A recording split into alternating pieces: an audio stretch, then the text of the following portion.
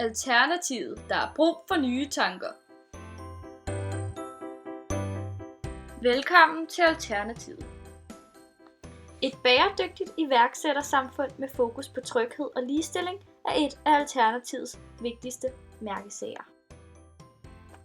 Alternativets ambition er at udvikle det danske samfund, så Danmark ikke bare er det bedste land i verden, men det bedste land for verden.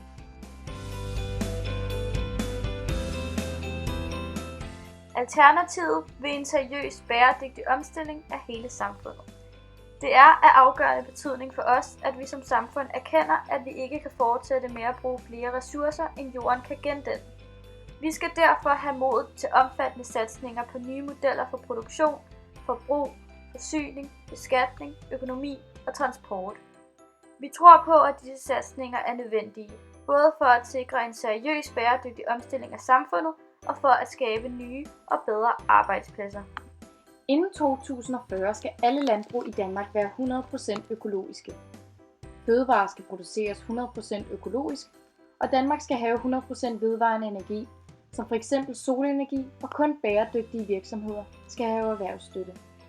Der skal også være flere naturområder rundt omkring i Danmark. Danskerne skal arbejde mindre.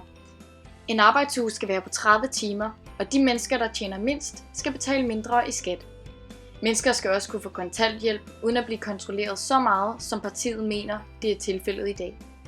Man skal også se på trivsel, livsglæde, høj beskæftigelse og lighed, når man måler vækst. Flere skal have egen virksomhed. Det skal være nemmere at starte sin egen virksomhed, og hvis en person på dagpenge har idéer til bæredygtige forretninger, skal man kunne få økonomisk støtte fra staten i 2 år. Skolerne skal undervise børn og unge i iværksætteri, innovation og bæredygtighed. Og så skal der være mindre kontrol af offentlige ansatte. For eksempel skal lærere og pædagoger have mere tid til deres kerneopgave, nemlig at undervise og være sammen med børnene.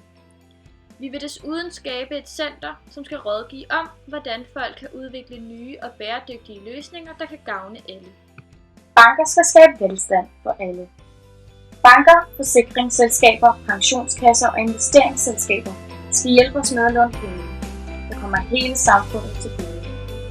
Men banker og finansverdenen skal ikke spekulere og tjene penge, som måske kun kommer en enkelt rigmand, men ikke alle os andre, og dermed dig og mig til gode.